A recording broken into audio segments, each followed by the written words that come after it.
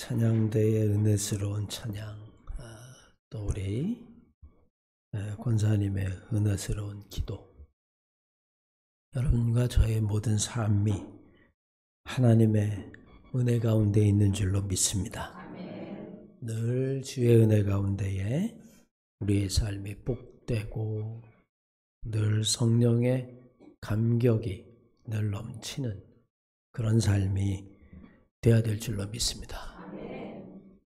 여러분은 빚지고 살아보셨습니까? 아니면 지금도 빚에 허덕이는 분이 계십니까? 살면서 빚을 지고 산다는 것은 정말 힘들고 고통 가운데 있는 일입니다. 저는 춘천에서 목회를 하면서 교회를 건축할 때 빚을 지어 봤지요. 고통스러운 수년이었습니다. 주변이 다 바뀌어서 아파트가 들었으니까 건축을 안 할 수는 없는데 교회 재정은 연약하니까 결국에는 은행에서 대출을 내서 교회를 짓고 그 은행에 대출한 돈은 고스란히 다 빚이 되었죠. 수년 동안 그 시간을 보내면서 얻은 교훈이 절대로 빚을 져서는 안 된다. 그런 거였습니다. 그런데 뜻대로 되지는 않죠. 다행히 지금 우리 교회는 코로나 직전인 2020년 2월에 모든 빚을 청산한 지 오래되었습니다. 우리 한마음교회는 그래도 정말 하나님의 은혜 가운데 단 한 푼의 빚도 없이 우리가 지금까지 왔다는 것은 하나님의 은혜 중에 은혜가 아닐 수 없습니다. 지금은 어느 정도 진정 국면에 들어간 것 같이 보이는데, 여러분, 미국이라는 나라가 트럼프 정권이 들었으면서 저렇게 관세 전쟁을 벌이는 이유가 여러분 어디에 있을까요? 모든 사람들이 혀를 내두를 정도의 관세율을, 그런 관세 전쟁을 벌이는 이유가 어디에 있을까요?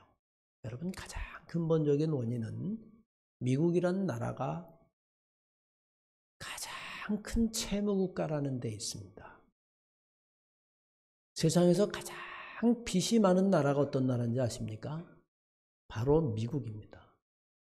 그냥 간단하게 이야기하면 미국은 빚더미에 앉은 나라다. 그렇게 이야기해도 결코 과언이 아니죠. 2024년 작년을 기준으로 할 때의 미국 재무보고에 의하면 미국 연방정부가 지고 있는 빚이 너무 커서 그게 석 달에 한 번씩 이자를 계산하면 1조 달러랍니다. 우리나라 돈으로 얼마인지 아십니까? 1300조 원이에요. 빚이 1300조 원이 아니라 이자가 그렇다는 거예요. 아마 우리 원사님들 중에서는 아니 미국이란 나라가 그렇게 잘 사는데 그렇게 빚이 많아? 아마 까무러칠 일이다 생각할지 모르지만 여러분 현실입니다. 그 빚을 청산하기 위해서 사실은 여러분 미국은 관세전쟁을 선택한 거죠. 경제 전문가들은 이야기합니다. 그거보다 더 큰 스텝이 있을 것이다. 여러분 결과는 우리가 지켜보아야 하겠지만 중요한 것은 개인이든 국가든 나라든 빚은 항상 우리의 마음과 나라를 짓누르는 요인이 된다는 겁니다. 하지만 우리가 살다 보면 빚을 지지 않고 살 수는 없습니다. 빚을 지우기도 하고요. 때로는 빚을 지기도 합니다. 뿐만 아니라 우리들이 이야기하는 그 빚은 경제적인 것만 이야기할 수도 없습니다. 우리는 경제적인 것 말고도 살면서 마음의 빚, 우리는 그 마음의 빚을 지기도 하지요. 오늘 본문 말씀에 바울은 우리들에게 이야기합니다. 누구도 서로에게 사랑의 빚 외에는 아무 빚도 지지 말라. 아무 빚이라고 이야기할 때 그 빚은 아마 경제적인 재물의 빚을 이야기하겠지만 그것과 구분된 사랑의 빚이라고 하는 용어를 사용합니다. 여러분, 사랑의 빚이라고 하니 그것은 어떤 의미가 될까요? 자기도 모르게 살아가면서 빚을 지고 그것은 단순히 은행권에서 금융권에서 돈을 빌리는 경제적인 빚만이 아니라 우리는 살면서 수많은 인생에 빚을 지고 빚을 지우고 살아갑니다. 바울은 여러분 스스로를 나는 빚진 자다 그렇게 고백하기도 했어요. 오늘 본문 말씀에 사도 바울은 서로에게 사랑의 빚, 그것 외에는 이라고 하는 이야기는 사랑의 빚은 허용된다라고 하는 이야기입니다. 그리고 자기 자신을 가리켜 나는 빚진 자다라고 이야기하죠. 8절에 있는 말씀 피차 사랑의 배도에는 아무에게도 아무 빚도 지지 말라라고 하는 이 말씀을 공동 번역에 보면 이렇게 번역해 놓았습니다. 여러분, 남에게 해야 할 의무를 다하십시오. 그러나 아무리 애를 써도 다할 수 없는 의무가 한 가지 있습니다. 그것은 다름이 아니라 사랑의 의무입니다. 가진 게 너무 많아서 나는 누구에게도 빚지지 않는다라고 이야기하는 그 사람조차도 사랑의 빚만큼은 질 수밖에 없다. 아마 그런 이야기일 겁니다. 사람은 태어나면서부터 빚을 지지요. 여러분의 생명을 여러분들이 획득한 겁니까? 여러분의 생명은 어디서 온 거예요? 부모로부터 온 겁니다. 생명의 빚을 지고 있는 거예요. 10달 동안을 엄마의 뱃속에 있으면서 여러분의 생명이 유지된 겁니다. 그것은 여러분 돈으로 따질 수 있는 금융권의 빚이 아닙니다. 생명의 빚이고 존재의 빚이고 그리고 더 나아가서 그것은 헌신과 사랑의 빚이죠. 그것이 없이 세상에 온 사람이 없는 것처럼 우리는 어쩌면 태어날 때부터 빚을 지게 되는지도 모릅니다. 태어나고 나면 그 다음부터는 부모에게 돌봄의 빚을 받지요. 진자리 마린자리를 갈아내시고 젖을 먹이고 아프면 밤새워 여러분들을 지키고 돌보고 아무리 내가 천하의 고아로 태어났다 할지라도 돌봄이 없이는 여러분 불가능하다는 거예요. 어디에 맡겨서라도 입양을 해서라도 여러분과 저는 어렸을 때에 누군가로부터 돌봄이라고 하는 빚을 지고 성장하게 되어집니다. 아주 오래된 소설 여러분 정글북이라고 하는 그 책을 보면 모글리라고 하는 아이가 나오는데 정글에 버려졌어요. 여러분 어떻게 살았을까요? 늑대가 돌봐줬습니다. 그 소설에 보면. 모글리는 누구에게 빚을 진 거예요? 늑대에게 빚을 진 겁니다, 여러분. 돌봄의 빚을 지고 그리고 어떻게 보면 생명의 빚을 지고 사랑의 빚을 지게 된 거죠. 우리는 이런 마음의 빚, 생명의 빚 아니면 이 사랑의 빚을 은혜라고 이야기합니다. 사람은 살면서 평생을 은혜 속에 살아간다라고 이야기해도 결코 과언이 아니죠. 오늘 우리에게 사랑의 빚 외에는 아무 빚도 지지 말라고 이야기하는 그 바울이 바로 이 은혜, 사랑의 빚을 진 사람이라고 고백을 합니다. 바울뿐만이 아니라 여러분과 저는 우리의 인생은 은혜 덩어리다라고 이야기해도 결코 과언이 아니에요. 바울은 고린도전서 5장 10절 이하의 말씀에 이렇게 고백합니다. 그러나 내가 나 된 것은 하나님의 은혜로 된 것이니 내게 주신 그의 은혜가 헛되지 아니하여 내가 모든 사도들보다 더 많이 수고하였으므로 내가 한 것이 아니요 오직 나와 함께 하신 하나님의 은혜로다. 내가 지금까지 살아온 것, 지금의 나, 이것은 하나님의 은혜가 아니고서는 그것은 설명할 수가 없다. 우리 교회뿐만 아니라 여러분의 삶을 돌이켜보십시오. 여러분이 받은 은혜를 생각해 보십시오. 여러분과 저는 다 사랑의 빚진 자라고 하는 사실이 새삼스러워질 겁니다. 하나님에게 받은 은혜, 부모에게 받은 은혜, 스승에게 받은 은혜, 뿐만 아니라 주변에 있는 수많은 이웃들로 받은 은혜, 그것이 없이 이 자리에 올 수 있는 사람은 아무도 없기 때문에 그렇습니다.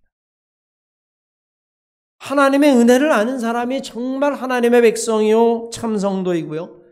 부모의 은혜를 아는 사람이 바로 참된 자녀이고 효자입니다. 다른 사람으로부터 받은 은혜를 아는 사람이 정말 된 사람이고 그리고 참 사람인 거죠. 우리는 이 은혜를 깨닫지 못하는 사람을 배은망덕이라고 이야기합니다. 은혜를 잃어버리는 거예요. 그리고 자기가 받은 덕을 그냥 망각해버리고 마는 겁니다. 우린 여러분 평생을 살면서 내가 바로 은혜 받은 사람이요 사랑의 빚진 자라고 하는 사실을 늘 깨달으며 살아가는 성도들 되시기를 주의 이름으로 간절히 축원합니다. 더 나아가면 여러분 우리에게는 복음의 빛도 있다라고 하는 사실을 기억해야만 합니다. 로마서 1장 14절 이하의 말씀에 바울은 스스로를 헬라인에게나 야만인에게나 지혜 있는 자나 어리석은 자에게나 다 내가 빚진 자다라고 이야기합니다. 자신이 하나님에게 받은 은혜를 사랑의 빛으로 보았어요. 그리고 이 빛을 갚아 나가는 것을 내 인생의 사명일 뿐만이 아니라 내 인생의 의미라고 이야기를 합니다. 사도행전 20장 24절 말씀에 보면 내가 달려갈 길과 주 예수께 받은 사명 곧 하나님의 은혜의 복음을 증거하는 일을 마치려 하면은 나의 생명을 조금도 귀한 것으로 여기지 아니하노라 라고 이야기합니다. 저는 여러분 이 말을 이렇게 바꿔서 읽어보고 싶어요. 내가 달려갈 길과 주 예수께 받은 사명 곧 하나님에게 받은 사랑의 빛을 갚는 일에 나는 내 생명을 쓰겠습니다. 나는 내 생명을 헌신하겠습니다. 나는 내 생명을 조금도 아까워하지 않겠습니다. 여러분 이 땅의 복음을 증거해 준 선교사들을 보십시오. 우리가 오늘 오후 예배는 아르헨티나에 있는 에베네셀 교회 김영일 목사님이 오셔서 복음을 증거해 주는데 감정신학대학을 졸업하고 그의 일생을 지금 여러분 아르헨티나 가서 그쪽에 있는 페루나 볼리비아 원주민들에게 복음을 증거하고 여러분 그렇게 살고 있습니다. 여러분 대한민국의 복음이 증거된 과정을 한번 보세요. 100여 년 좀 더 된 그 시간 전에 아펜셀라와 언더우드가 이곳에 복음을 증거해 주지 않았더라면 우리는 어쩌면 여러분 여전히 복음의 불모지로 살지 모릅니다. 아펜셀러는 자기가 교수가 될 수 있는 아주 좋은 평생에 보장된 길을 버리고 하나님이 나를 조선으로 보낸다. 그런 여러분 자기의 일생을 이 조선에 와서 생명을 다해가며 헌신합니다. 언더우드도 마찬가지고요. 지금 기독교 대한감리회에서 다시 한번 조명하고 있는 선교사 스크랜턴도 역시 마찬가지입니다. 자기의 모든 생명을 다 바쳐서 여러분 조선에 와서 복음을 진 거예요. 양화진 묘에 가면 허버트라고 하는 선교사는 여러분 마지막 이렇게 이야기합니다. 나는 내가 조선을 위해서 헌신할 수 있는 생명이 하나밖에 없다는 것이 너무나 안타깝다. 나는 내 생명이 2개라도 난 조선을 위해서 내 생명을 헌신하겠다. 여러분 그들이 왜 조선에 그렇게 생명을 헌신하며 선교했을까요? 하나님에게 스스로를 복음에 빚진 자라고 생각을 했고 바울처럼 내가 이 하나님의 사랑, 이 복음에 빚진 것을 갚기 위하여 나는 내 생명을 조금도 귀한 것으로 여기지 아니하노라 라고 이야기합니다. 그들의 순교와 희생이 없었다면 이 땅은 여전히 복음의 불모지였을 겁니다. 그분들이 이 땅에 쏟아부은 자신의 생명, 자신의 시간, 자신의 젊음 그리고 수많은 헌금들 여러분 이것들이 들여져서 오늘날 이 땅에 여러분 기독교의 복음이 활짝 핀 거죠. 사학의 명문이라고 하는 여러분 연세대학교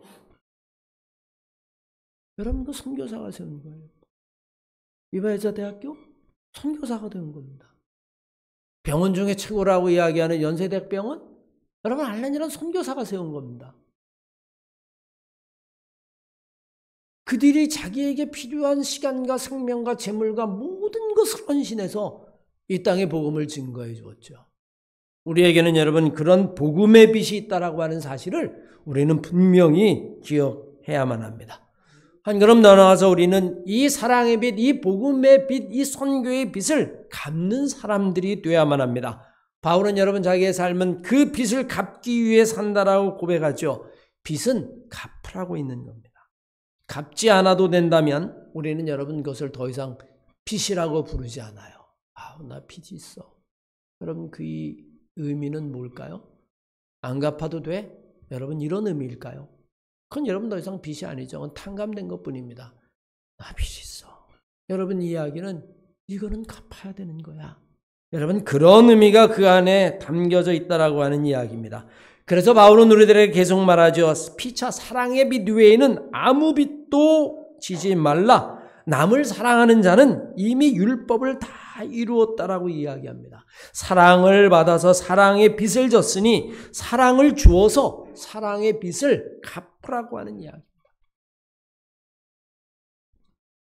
오늘 오후 시간에 오게 될 우리 김영일 선교사는 아르헨티나의 에베네셀 교회를 지금 건축했어요. 아마 오늘 여러분들 오시면 오후 시간에 모두 다 참석하시기를 바라는데 우리 교회에서 40주년 창립 기념으로 여러분 그 에스페란자 교회를 세운 겁니다. 저한테 자료를 보내서 보니까 교회를 아주 멋지게 잘 지었더라고요. 사역도 열심히 하고 말이죠. 우리가 10년 전인 30주년에는 에스페란자 교회를 세웠습니다. 그때 여러분 남미에 있는 교회였어요. 우리 교회 출신이었던 장영관 선교사가 여러분 사역하고 있는데 지난번에 와서 연회 때 와서 이야기를 하다 보니까 교회 학교 아이들이 150명이라는 거예요. 교회 학교 아이들이. 네. 거기는 뭐 한 가정에 보통 4-5씩 나니까. 네. 근데 그 아이들을 기리면서 보람을 느낀다는 거예요. 거기서 18년, 20년째 지금 사역을 하고 있는데 거기서 주일학교 아이들이 다 자라서 경찰도 되고 의사도 되고 변호사도 되고 그런 것을 볼 때에 정말 보람을 느낀다는 거예요. 그 지역이 바뀌어가는 걸 보면서. 여러분 한번 생각해 보십시오.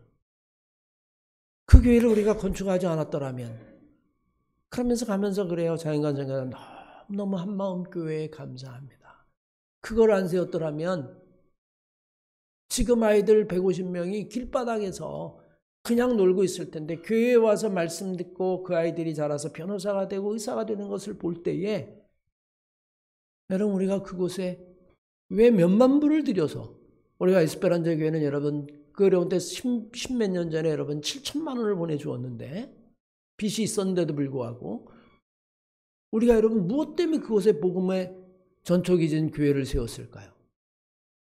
우리가 그런 은혜를 받았으니까 우리가 사랑의 빚을 갚는 거라고 합니다. 선교사에게 믿은 사랑의 빚을 사랑으로 갚는 것이고 은혜 받은 것은 은혜로 갚는다라고 하는 사실입니다. 우리는 사랑의 빚을 진 자이니 우리는 사랑의 빚을 갚는 자들이 되어야 될 줄로 믿습니다. 그게 여러분 바로 사랑의 빚이라는 거죠. 마태복음 10장 1절 이하의 말씀을 보십시오. 예수께서 그 12제자를 부르사 더러운 귀신을 쫓아내고 모든 병든 모든 약한 것을 고치는 권능을 주셨느니라. 예수께서 12를 보내시며 이르시되 천국이 가까웠다라고 이야기하고 병든 자를 고치고 죽은 자를 살리며 나병 환자를 깨끗이 하며 귀신을 내어 쫓되 너희가 거저 받았으니 거저 주어라. 너희가 사랑으로 받았으니 너희가 사랑으로 주어라. 여러분 하나님의 은혜를 돈 주고 산 사람은 아무도 없어요. 여러분과 제가 받은 은혜를 돈 주고 산 사람은 아무도 없습니다. 부모의 사랑을 돈 주고 산 사람은 아무도 없습니다.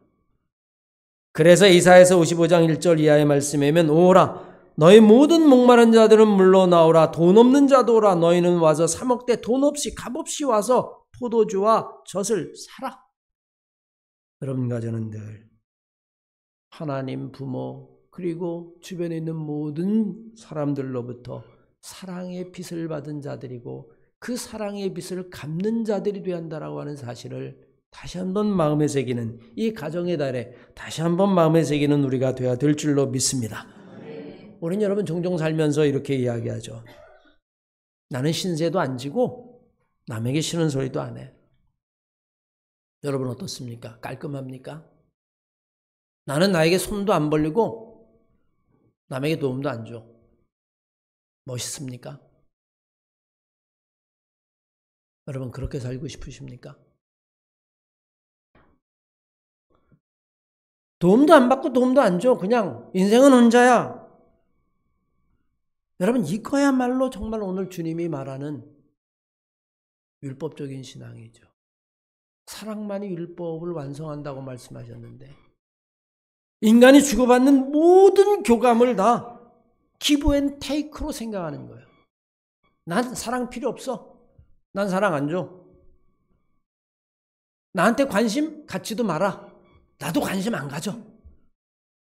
나한테 동정과 자비 필요 없어. 나도 동정과 자비 안 해. 안 주고 안 받아.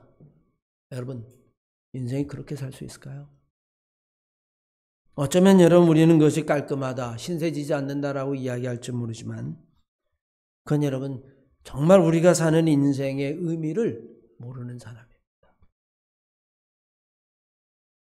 부모의 은혜를 돈 주고 산 사람이 없는 것처럼 그 은혜는 안 갚아도 되는 것이 아니라고 하는 사실이에요. 우리는 살면서 끊임없이 사랑의 빚을 지고 사랑의 빚을 갚는 존재라고 하는 사실을 우리는 기억해야 될 줄로 믿습니다. 사랑은 값없이 받았으니 값없이 주는 것이 옳습니다. 왜냐하면 사랑은 복음이기 때문에 그렇습니다. 사람의 마음은 간사해서요, 은혜를 받을 때는 쉽게 받고 당연한 것으로 이야기를 하는데 다시 은혜를 베풀 때는 굉장히 어렵고 생색을 냅니다. 내가 남에게 밥 한 그릇 얻어 먹을 때는 그까지 밥 한 그릇이라고 이야기하지만 또 내가 남에게 밥 한 그릇을 대접할 때는 두고두고 생색내는 것이 그게 여러분 인간의 마음이에요. 그래서 예수 속담에 은혜는 흐르는 물에 새기고 원망은 돌에 새긴다라고 하는 이야기가 있습니다. 여러분 우리가 살면서 그러지 않습니까? 내가 남에게 받은 호의와 그리고 은혜들, 이것들은 시간이 지나면 여러분 다 잃어버리고 말아요. 그런데 여러분 원망이나 이런 것들은 10년이 지나도 잃어버리지 않을 때가 있습니다. 그리고 내가 조금 잘해준 것은 두고두고 생색을 내죠. 야, 그때 내가 너를 그때 내 두고두고 듣는 사람 힘들게 말이죠. 어쩌면 여러분 그게 인생의 본성인지도 몰라요. 그런데 여러분 성경은 우리에게 분명히 이야기하고 주님도 우리에게 말씀하십니다. 거저 받았으니 거저 주라고 하는 이야기입니다. 내가 받은 것을 생각하고 그 은혜에 감사해서 내가 사랑에 빚진 자라고 믿는다면 내가 사랑을 갚는 자가 돼야 한다라고 하는 이야기입니다. 받을 때는 거저 받고 줄 때의 대가를 바란다면, 받을 때에는 당연한 것으로 알고 줄 때에는 감사하지 않아? 그렇게 이야기한다면 그건 여러분 사랑의 빚을 갚는 것이 결코 아니라고 하는 사실입니다. 그래서 주님은 우리의 마음을 아시고 말씀하십니다. 그러므로 누구든지 무엇이든지 남에게 대접을 받고자 하는 대로 너희도 남을 대접하라. 이것이 율법이요 선지자니라. 여러분, 나는 빚진 자입니까? 내가 무슨 빚을 줬어? 난 빚진 거 없어. 빚지지도 않아. 그는 여전히 여러분 율법의 사람입니다. 내가 빚진 자입니까? 네, 내가 빚진 자입니다. 하나님의 은혜의 빚, 사랑의 빚, 부모님의 사랑의 빚, 스승의 사랑의 빚, 주변에 있는 많은 사람으로 받은 그 사랑의 빚, 나는 빚진 자입니다. 나는 그 빚을 갚아야 될 의무가 있는 사람입니다. 그게 여러분 사랑의 삶이에요. 여러분 어떤 삶을 살고 싶으십니까? 나는 주지도 않고 받지도 않는다. 관심 갖지도 마라. 나는 관심하지도 않는다. 나는 빚진 거 없다. 그 삶이 얼마나 삭막한 삶이겠어요. 나는 얼마나 많은 빚을 진 자인가. 이제 내가 그 사랑의 빚을 잘 갚으며 살아야겠다. 그게 율법의 완성이다라고 이야기하죠. 문제는 여러분 우리가 사랑을 갚으려고 하면 내 안에 사랑이 있어야 한다라고 하는 사실입니다. 재정적인 빚을 갚으려고 하면 돈이 있어야 하는 것처럼 우리는 사랑을 갚으려고 하면 내 안에 사랑이 있어야만 합니다. 그러면 여러분 그 사랑은 어디에서 얻을 수 있을까요? 하나님으로부터 얻어지는 줄로 믿습니다. 누구도 여러분 자기의 사랑으로는 갚을 자가 없다라고 하는 사실입니다. 왜냐하면 그것은 제한적일 뿐만이 아니라 그것은 여러분 늘 그 바닥이 보이기 때문에 그렇습니다. 주다 보면 아까운 생각이 듭니다. 주다 보면 여러분 더 이상 줄 게 없다라고 하는 생각이 듭니다. 그러면 여러분 우리는 비로소 주지 않게 되어지죠. 그런데 여러분 우리가 하나님으로부터 사랑을 받는다면 그 사랑은 주어도 모자람이 없을 겁니다. 왜냐하면 하나님은 사랑이시기 때문이죠. 복음은 사랑이기 때문이죠. 요한일서 4장 10절 이하의 말씀에 사랑은 여기 있으니 우리가 하나님을 사랑한 것이 아니오 오직 하나님이 우리를 사랑하사 우리 죄를 위하여 화목제로 그 아들을 보내셨음이라. 사랑하는 자들아 하나님이 이같이 우리를 사랑하셨은즉 우리도 서로 사랑하는 것이 마땅하도다. 어느 때나 하나님을 본 사람이 없을 때만 우리가 서로 사랑하면 하나님이 우리 안에 거하시고 그의 사랑이 우리 안에 온전히 이루시느니라. 하나님은 사랑이시라. 사랑하는 한마교회 성도 여러분, 여러분과 저는요 큰 빚을 진 자입니다. 그걸 영적으로 느끼시길 바랍니다. 우리 한마음교회요 하나님의 큰 사랑의 빚을 진 자들이에요. 하나님이 너무너무 큰 은혜를 베풀어 그 은혜를 받은 자들이 바로 여러분과 저라고 하는 사실이에요. 부모의 사랑, 하나님의 사랑. 바울은 이야기하죠. 나는 빚진 자다. 내가 그 하나님의 은혜의 빚을 갚기 위하여 나는 내 생명을 다 쓰겠다. 여러분들이 늘 세상을 살아갈 때 나는 빚진 자가 아니다. 그런 마음이 아니라 그래 내가 정말 빚진 자다.